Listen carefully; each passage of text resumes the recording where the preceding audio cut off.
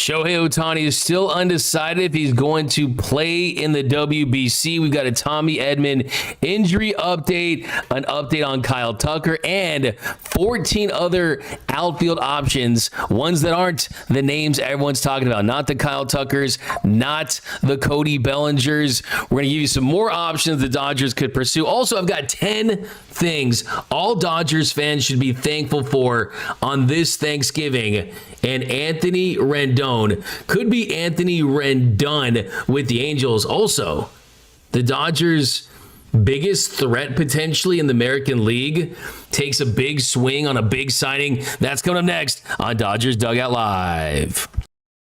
It's time for Dodger baseball. Welcome to Dodger Stadium. This is the golden age of Dodger baseball. The Dodgers are building a dynasty. You got it, Warrior Parade! We got it, Parade! The Dodgers punch back and head to the championship series! Ohtani starts the 50-50 clock! Monkey magic! Freeman hits the ball to right field! She is gone! Start the party, Los Angeles! Your Dodgers have won the World Series! Think blue, bleed blue, and I'm out. Live from the heart of Los Angeles, this is Dodgers Dugout Live with your host, Doug McKain. What is up, Dodgers Nation, and welcome to another episode of Dodgers Dugout Live, the #1 Dodgers podcast and Dodgers show on YouTube. My name is Doug McKain. You can follow me on X and Instagram at DMac_LA. And if you haven't yet, be sure to hit the subscribe button, hit the notification bell, hit that like button for your boys in blue, and join the Discord. And this show is brought to you by the LA Sports Report. That's my newest show covering all LA sports: Lakers, Dodgers, Rams, Chargers, UCLA, USC. If they're talking about in the world of LA sports, we're talking about over there. Do lots of Dodgers content over there. Also, let me know down below, what are you most thankful for being a Dodgers fan? I'm going to read those later on in the show. Also, I'm thankful for NordVPN for sponsoring this episode of Dodgers Dugout Live. So go to nordvpn.com/Dodgers. Protect yourself online and make sure you never miss a Dodgers game again. Huge thanks to NordVPN for sponsoring today's episode. And if you're traveling, if you're living outside the market, or maybe the streaming services that you use, they decided tonight was the night to hit you with one of those annoying blackout messages, NordVPN fixes that. And look, it's not just streaming. NordVPN keeps your connection secure, your data encrypted, and your online activity private. So whether you're watching highlights, checking stats, or arguing about the starting lineup, you're protected. And of course, you get all the classic benefits of a VPN, and they're at your disposal too. The NordVPN threat protection feature that protects you from viruses and malicious malware, and NordVPN account can be used to 10 devices. So even better, you can try NordVPN risk-free thanks to their 30-day money-back guarantee. And to get the best discount off your NordVPN plan, go to nordvpn.com/Dodgers. Okay, so lots of Dodger baseball to get into, lots of topics to hit. I know you guys are ready to roll. So, hey, lots of Dodger baseball to get into. So let's get right into it. Leading off, the hottest story in Dodger baseball. All right, so the hottest story in Dodger baseball is the team that the Dodgers just beat, the Toronto Blue Jays, just made a big swing in free agency, signing starting pitcher Dylan Cease to a 7-year deal, $210 million guaranteed. There is some deferred money in the deal, so I guess the Blue Jays are ruining baseball now. There's deferred money in the deal.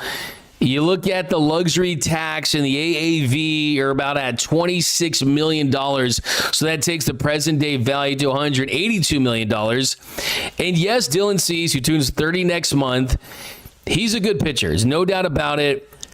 He definitely does not look like a guy, though, that you would want to spend $180+ million on. This is not a Dodgers signing. The Dodgers would not sign Dylan Cease to this kind of contract. You look at 2 of the past 3 seasons, his ERA has gone up to the mid-4s.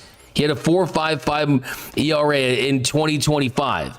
But he also has had a lot of success, the peripherals, the way the stuff plays. You got an upper 90s fastball. He's got the slider, the knuckle curve, the changeup. He had his ERA low in 2022 back in that era with the White Sox. He had a 2.20 ERA. So it's not like he's been bad or anything. He's been kind of ace adjacent for stretches. There are times, though, when the stuff, it looks electric. And last season, the 28.9% strikeout rate, a 14.4% swinging strike rate. So Dylan Cease is really good, but he's not Dodgers good. I don't think that anyone out there would want Dylan Cease over anyone in the Dodgers rotation. Ask yourself this question. Would you take Dylan Cease over Yamamoto? No. Snell? No. Ohtani? No. Glasnow? Probably no. I think that's the one you can kind of make the case, hey, if you're getting the very best version of Dylan Cease, and it's a struggling, inconsistent version of Tyler Glasnow is getting injured, maybe you can talk yourself into that. But even then, I don't think that there's anything there. I really don't. I don't think that there's any envy and, oh, wow, the Blue Jays are ruining baseball now. I'm scared of the Blue Jays because they have Dylan Cease. Look, would they have had a better chance in Game 7 with Cease on the mound instead of Max Scherzer? I think absolutely. Did Shohei Ohtani have a big home run off of Cease in Game 1 of the NLDS last season? He did. And the Dodgers can get to Dylan Cease. But this is not a sign that makes me lose sleep saying, oh, we got to now trade the farm for Tarek Skubal. Now, would I go after Tarek Skubal? 100%. You guys know how I feel about that. Give me Tarek Skubal. I'm ready to name my first son Tarek McKain. But it shows you that other teams around Major League Baseball can spend and are willing to spend, but also shows you too that they're not accessing the same players. And I think my biggest takeaway from this signing is that it's not just how much you can spend on a player, it's which players you're willing to invest in. Because look at last offseason. Andrew Friedman could have gotten Corbin Burns, could have gotten Max Fried. Instead, he signed Blake Snell. And yes, Snell missed a significant portion of the regular season, but he was massive in the postseason. You would not have gotten to the World Series without Blake Snell's performances in the wild card round, in the NLDS, and in the NLCS. Game 1 of the NLCS was one of the best pitching performances we've ever seen, and that was with Blake Snell. So, yeah, he didn't have the best World Series, but I still think that I would take Snellzilla over Fried and definitely over Corbin Burns, because Corbin Burns is injured. So, hey, you look at this organization, they're not the only ones that can spend, and I want to hear about the Blue Jays ruining baseball with all the deferred money. Okay, so some other quick updates here. We're going to get to some of the free agents. We'll talk about that in a little bit, but Shohei Ohtani did announce 2 days ago that he is going to be participating in the WBC.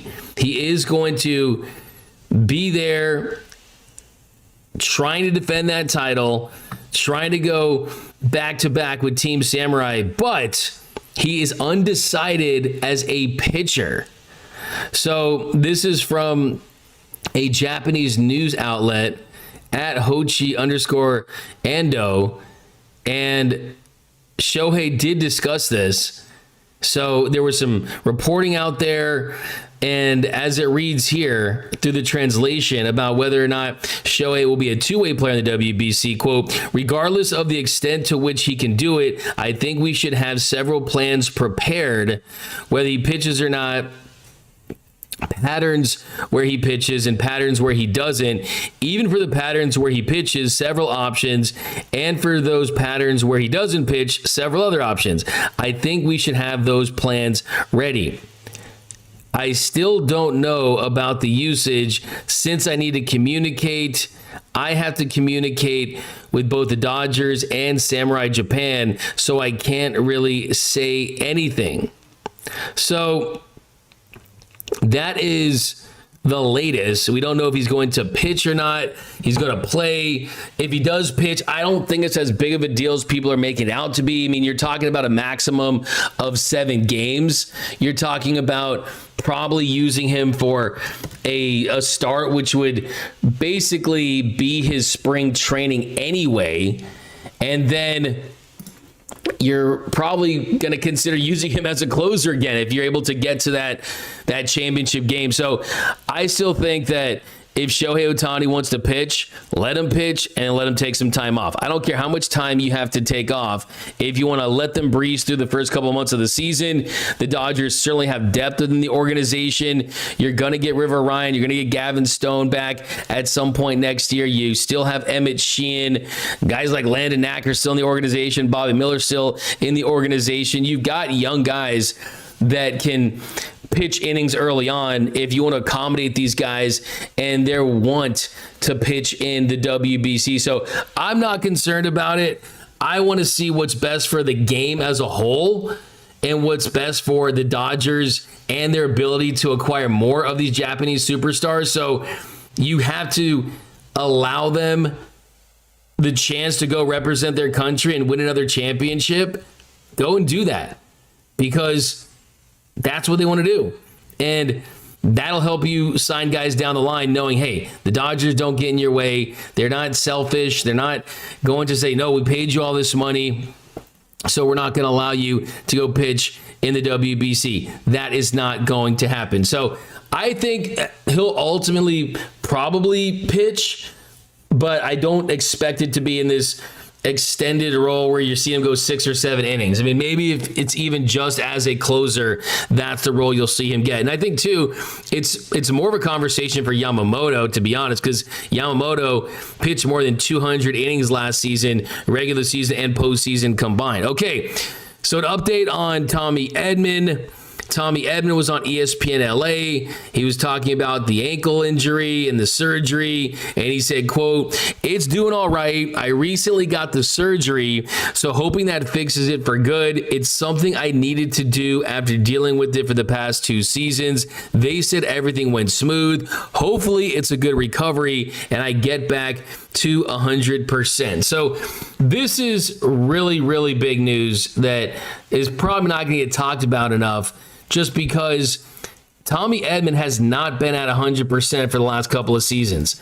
I've talked to Edman about the ankle, and one thing that he's told me is, look, even to make sure that everything is right and ready to go, that the ankle still requires a lot of maintenance. And the truth is that after they signed him to that extension last season, after he won NLCS MVP, you were hoping for a better first year under that new contract. And the contract he ultimately signed was a 5-year, $74 million deal, and it sort of replaced the Chris Taylor deal for the Dodgers after they would go on to DFA him early in the 2025 season. But Tommy Edman did not have a good first year with the Dodgers under that new contract. Hit .225, had an 82 OPS plus. He was 18% below league average offensively. That's not the Tommy Edman that they were hoping to get. And with that contract, you're hoping for at least 2 or 3 years where you're an average to above average bat, you're playing above average defense, you're getting clutch base hits, you can run the bases, and you're big in the postseason. That's the Tommy Edman that they thought they were getting. So hopefully this surgery fixes everything, allows him to be the player they hoped that he would be.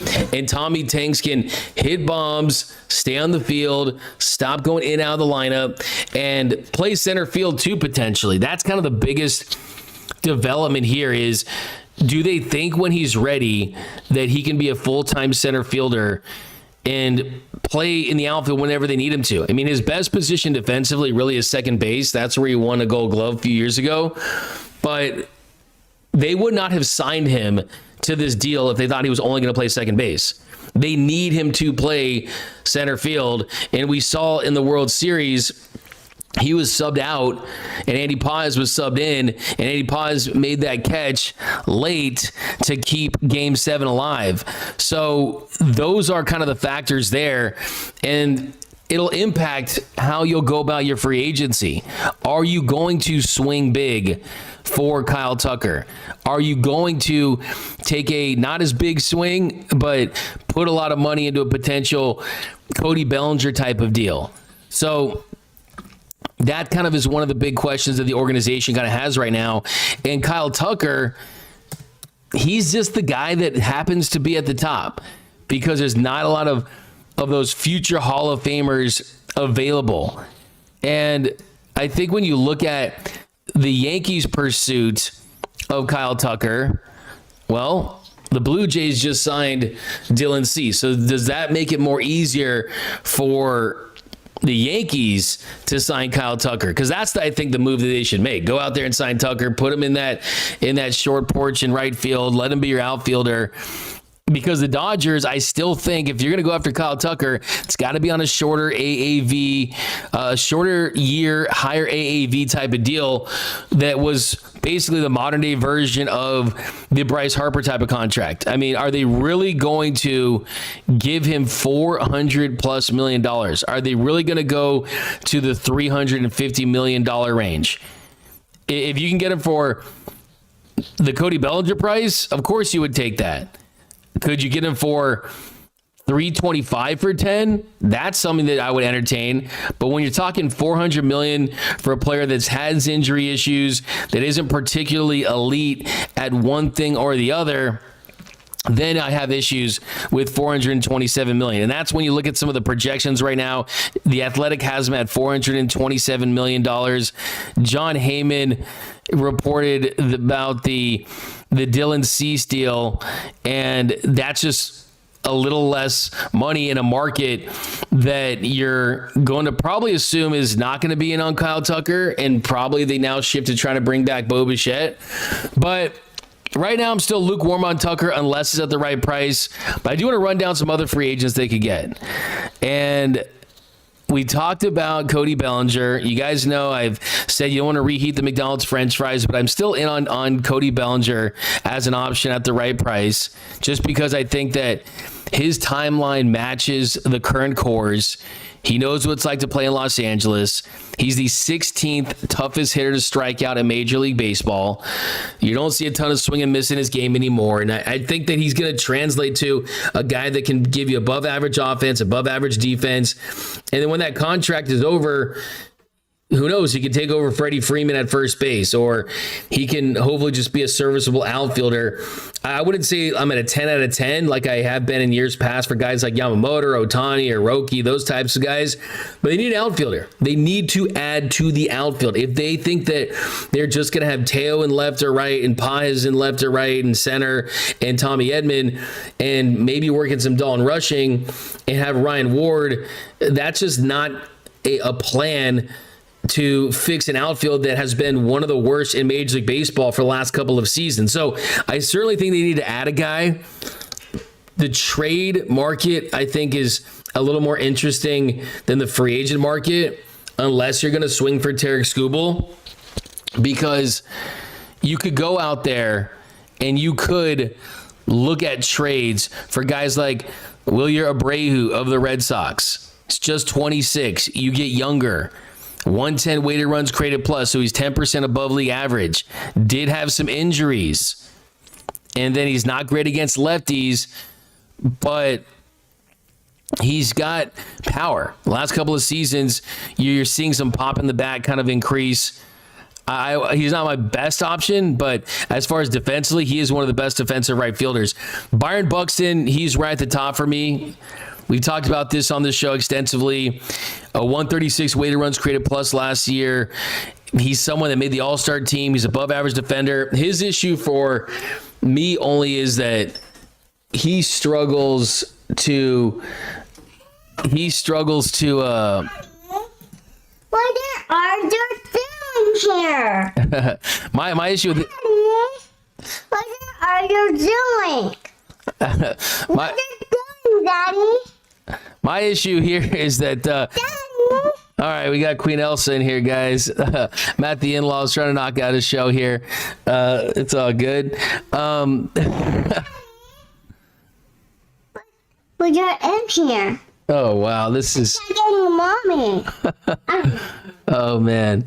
Oh, no. Anyways. Kira, you want to see what's up? You guys want to see Queen Elsa? Come on, Kira. All right, please leave. Yeah. All right, anyways. Yeah, going back to Byron Buxton. He's got 2 years, $45 million left on his deal. If he has that no trade clause and he wants to get himself to Los Angeles, that could be a move that you can make because he aligns with Freddie in Mookie's prime, Shohei's prime, a leader. The only issue I have with him is there's been some talk he wants to play some DH. Other option, Brendan Donovan of the Cardinals. So Brendan Donovan, you're talking about versatility. You're talking about a guy you could platoon in left with Ryan Ward if you want to give him his opportunity. Not going to cost you a lot financially. Will cost you prospects. He played 100 of his 118 games at second base. And the Dodgers were interested. I can tell you from sources in St. Louis that the Dodgers were interested in trading for him at the deadline. Nothing happened. And anytime you're talking about a deal with the Cardinals, you got to do a deal with a team that's your National League, with your National League competition, right? Do you want to shake hands with the enemies? That's the other thing. But he's a better hitter than Steven Kwan. He really is. Hit 287, a 119 weighted runs created plus. He only strikes out 13.5% of the time.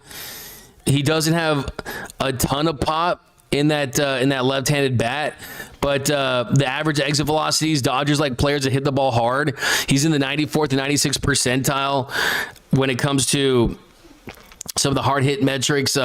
Defensively, a 0 DRS, a -2 outs above average. Kind of even. I wouldn't say I'm as in love with Brendan Donovan as others, but at the right price, he's certainly interesting as well. Other deeper cut names, Brenton Doyle of the Rockies, center fielder, 27, had a big season, but I mean, I don't know. He's not my cup of tea. Jarren Duran is another one that I think is right there, right beneath Byron Buxton. I got Buxton 1. I got Duran 2 as my second best trade option. Just because he rakes 285, 31% above league average, hits the ball hard, gets you doubles, can run the bases, one of the fastest guys in the league, leads the league in triples. Ian Happ is another option. Daddy, can I have this? Oh man, we got Ian Happ. We got Ian Happ. Oh man. All right, guys, might have to cut the show. You guys gonna see? All right, Kira, gee, help me. Can I have the green? Okay. All Can I right. have the green one? Let's see. Can I have the green one? All right, you guys gonna see Queen Elsa? There's Queen Elsa for you. All right, come on now, Gene. There you go. Can we, Dad? Guys, get mine in a second. Oh man. Guys, give me 1 second here. Can we have this? No, guys, here. Aww. All right, guys, I'm gonna take a little commercial break here. No on hat. Bring your daughter to work day. Guys, give me 1 second here. I put on commercial break here, guys. 1 second.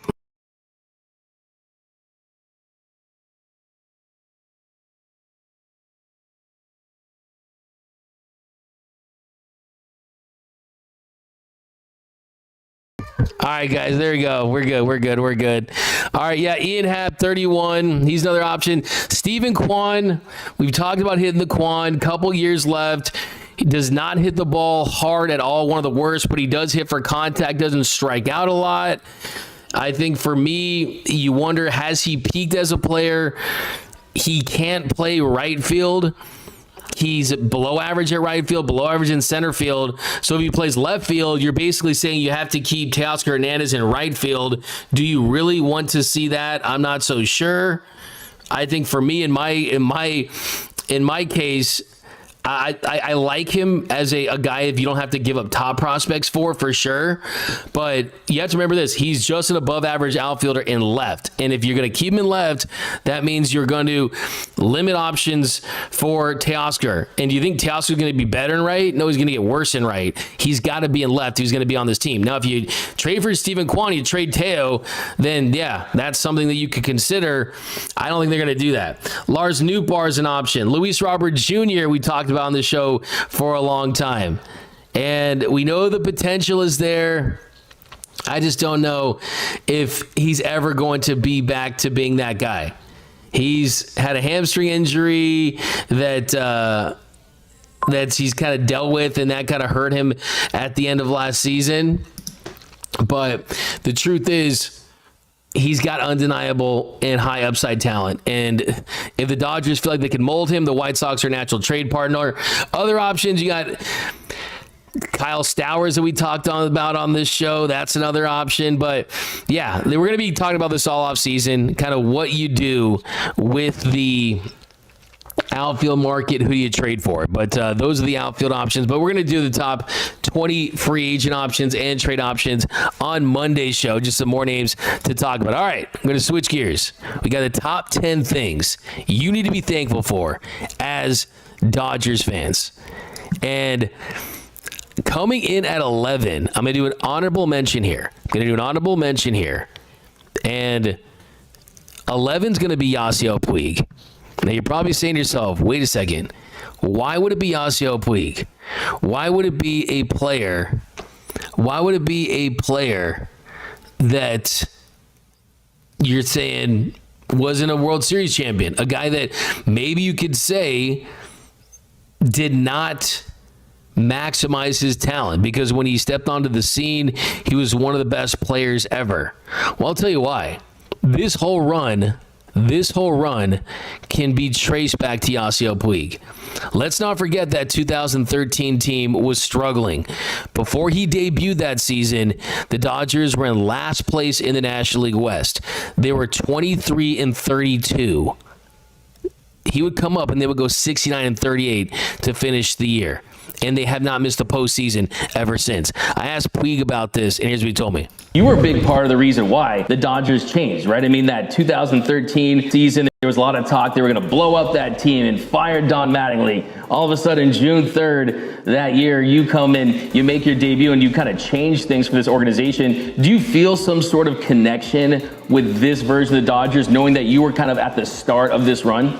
Back then, it's something different, like the team is losing too many games, everybody's injury, and you call me from over there in minor league in Chattanooga, calling me up, and the next day I start doing my things, and everybody get together. It's like a team, like a family, and we made the first time playoff, and from there, Dodgers every year in the playoff, and every year have better team, Bringing Ohtani, pay a lot of money, bring Freddie Freeman after being MVP in Atlanta, bring Mookie Betts, MVP in Boston too, and that's his home, and come to Los Angeles. Everybody want to come to Los Angeles and be a Dodger uniform.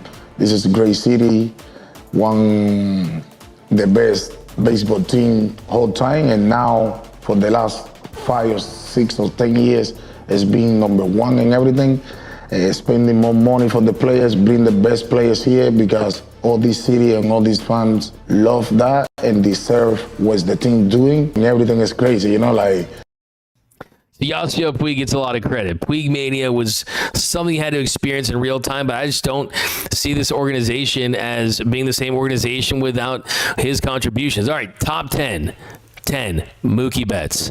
And I think there's a direct line between Shohei Ohtani and Freddie Freeman and all these signings and Mookie. As Mookie said, the rings didn't start coming until he arrived. And he was a culture builder. He chose to sign long-term with this team before ever having played one game with this organization. And he's willing to do anything for him. Andrew Friedman has told me himself that he's the most selfless superstar that he's ever had. Mookie needing to play shortstop? Sure. I'll live through some rough moments, but I'll learn to play that position at a high level. And it was Mookie Betts that got that final out of the World Series on that 6-3 double play to end it. So, hey, Mookie Betts, I'm thankful for you. 9, Clayton Kershaw. Now, Clayton Kershaw, I don't think gets enough credit for this season. Andre Ethier told me during his final game that he essentially saved the year for the Dodgers. And I think he's got a case. Because you were out Blake Snell and you're out Tyler Glass now, and he goes 23 games, made 22 starts, 112 and 2/3 innings, a 3.36 ERA and a 2.5 WAR. And not only that, Clayton Kershaw, his final pitch to get Lucas in that Game 3 of the World Series with the bases loaded, his final pitch will end up being a pitch that helped the Dodgers win the World Series. He did not go out giving up a big run, and you didn't go out seeing all those haters with those stupid Chokeshaw memes or whatever it was. He went out as a champion, and he helped the Dodgers in a big way. And he's going out and is riding off into the sunset as a World Series champion. The World Series champion that he's supposed to be, a 3-time champ. I don't care what anyone says. Clayton Kershaw, he's got the hardware, and he's a first ballot Hall of Famer. And the only question is, how big is that statue going to be? Because the dude's a walking statue, and he's going into Cooperstown as a World Series champion. And it's great to see him have success late in his career and helping this Dodgers team in the World Series. Kershaw tries one more time. Bouncing ball to second. Edman hurries. Over to first in time. Tommy Edman. Another play on defense. And Clayton Kershaw, like he's never done before. So Clayton Kershaw coming in at number 9, coming in at number 8. I know you've seen this. My man Doyers Dave and his graphics. MILF. Man, I love Freddie. And he's now had 2 walk-off home runs in the World Series. In 24, the walk-off grand slam. And in 25, the walk-off in Game 3. And he's been everything the Dodgers could have hoped he would be, and then some. He's been integral to help this team win the World Series. And we've seen this team struggle with their superstars hitting during some of their best runs. Not Freddie. He's been his best with the Dodgers, and I think he goes into the Hall of Fame with a LA logo on that Hall of Fame plaque. You have to. And I give Freddie a lot of credit because he might not have thought it was his best decision to come here at the very beginning after what happened in Atlanta, but he goes to the Dodgers and he's flourishing. So got him at 8. Number 7, got Dave Roberts. Okay, give Dave his flowers. Think about this. Since 1996, after Tommy Lasorda retired, the Dodgers had 7 managers before they got to Dave Roberts. And they hired him on November 23rd, 2015. And since then, he's posted a .621 winning percentage. That's the best for any manager in Major League history with a minimum of 315 games. NL Manager of the Year twice. Led his team to the postseason every single year. I mean, he's already been to 5 World Series, and he's won 3. He's a first ballot Hall of Famer now. No one will ever wear 30. See, think of the moves he made, right? He's the guy that put Miguel Rojas in the lineup that led to him being the hero in Game 6 and Game 7. He's the guy that had Andy Pajes out there in that late substitution to take Edman out, and he goes and makes that catch. He's the guy who had Kike play shallow so he can make that double play in Game 6. So many examples of why Dave Roberts is the guy. I know you guys would blame him for the sinking of the Titanic, and I'll still get the fire Roberts comments, but he certainly is the Dodgers guy, and he's going to be the manager as long as he wants. So thankful for Dave Roberts. 6, Miguel Rojas. What can you say about Miggy Rowe? The dude literally saved the Dodgers in the World Series. He saved a dynasty. Payoff.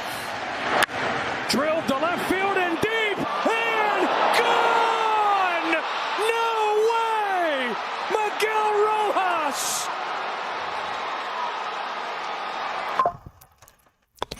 Absolutely incredible stuff. Miggy Rowe just goes to show you can go out there and sign the Ohtanis and Bettses and Yamamotos and Freemans, but the reason why the Dodgers are a dynasty is because of what they've done with players like him, who he's the 287th highest paid player in the league. Anyone could have had Miggy Rowe, and he hit the most significant home run in Dodgers franchise history. I will die on that hill. Okay, 5.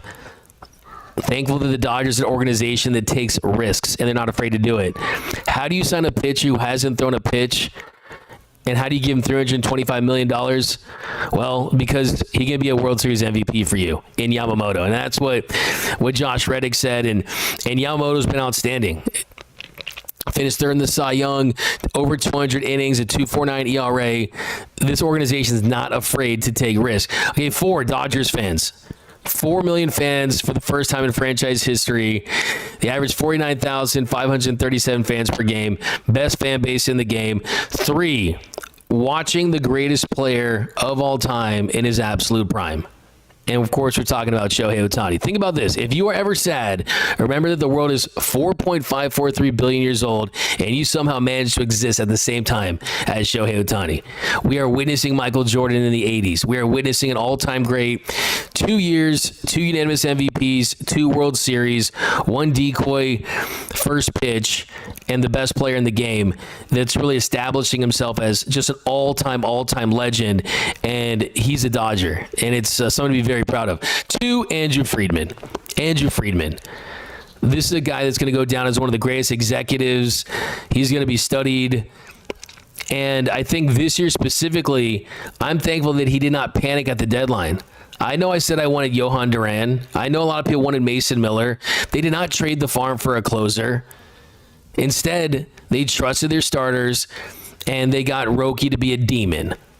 And they found a way to get it done without a bullpen that really didn't have traditional relievers, right? You had starters who, all 4 Dodgers starters pitched in Game 7. Think about that. And the guy who pitched in Game 6, Yamamoto, on no day's rest, got the most outs of anyone in that game. So he trusted it, and then also signed Snell over Fried and Burns. He put the legwork in Japan for years. He brought back Kike. Give Andrew Friedman a statue. Give him a bobblehead night. In Friedman we trust. The number one thing I'm most thankful for is the Guggenheim Group. This is an ownership group. $354.8 million was their opening day payroll.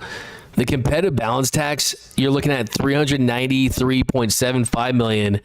So they're going to pay a competitive balance tax of an additional $143.4 million. That is going to absolutely obliterate the previous record that was set by the Dodgers last year at $103 million. So for all of this stuff, for the Ohtanis and the Friedmans and the Roberts, all this stuff, it's all made possible because of a great ownership group. And that's the number one thing you've got to be thankful for. But all right, guys, let's do a couple down here. See what you guys are thankful for. Then we'll let you guys get to your Thanksgiving. All right, we've got Joseph Megazzini, thankful for Dodger Blue. I love it. I love it. All right, awesome stuff, guys. And we will be back mañana. We've got thankful for true Dodgers fans. Justin Lamas, I'm thankful for Hollywood not waiting to. He's talking about Anthony Rendon. Yeah, Anthony Rendon. He didn't want the Hollywood lifestyle. Now he's not going to have the baseball lifestyle because he's not going to be in the league. Mark Walter rules LA. Freddie is with the Lakers now. Yeah, okay. All right, guys, but that's going to do it for this episode of Dodgers Dugout Live. My name is Doug McKain. You can follow me on X and Instagram at DMAC_LA. Hit the subscribe button, hit the notification bell, hit the like button for your Los Angeles Dodgers. And until next time, happy Thanksgiving. See you tomorrow. And until next time, think blue, bleed blue, and I am out. Start the party, Los Angeles! Your Dodgers have won the World Series! And when the upcoming winter gives way to spring, rest assured, once again, it will be time for Dodger baseball.